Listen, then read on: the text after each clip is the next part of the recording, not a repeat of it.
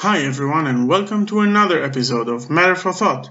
As we mentioned in the previous episode, today we will talk about distances in more than one direction, and what are the mathematical principles needed for that. I assume squaring, finding square root and calculating areas are elementary enough for any of you, so I don't need to elaborate about them. If it isn't so basic, tell me and I'll do an episode about that as well.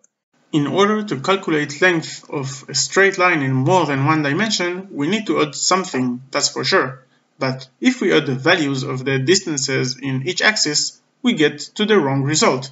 And that is what Pythagoras' theorem is coming to solve. For those of you who don't remember, Pythagoras' theorem states that in a right triangle, the sum of the square of the legs equals to the square of the hypotenuse. There is a simple mathematical proof of that, but I prefer a more visual representation. Notice the square on the board.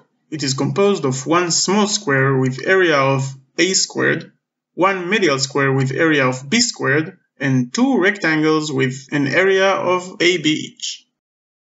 And look what happens now. The square is the same square and the orange areas are the same too, but the blue area is now c squared instead. In a Cartesian coordinate system, as we mentioned, each axis is perpendicular to the other two, so let's see what does that mean for us. Let us pick some random point on the plane. 4 steps to the right on the x-axis and 3 steps to the front on the y-axis. What we get is a right triangle, of course, with legs 3 and 4. So, c squared equals 9, 4 squared equals 16, 9 plus 16 equals 25, but 25 is the square of the hypotenuse, and we need to find the square root of it. Square root of 25 is 5. Therefore, the distance between the origin and the point 4, 3 is 5 steps.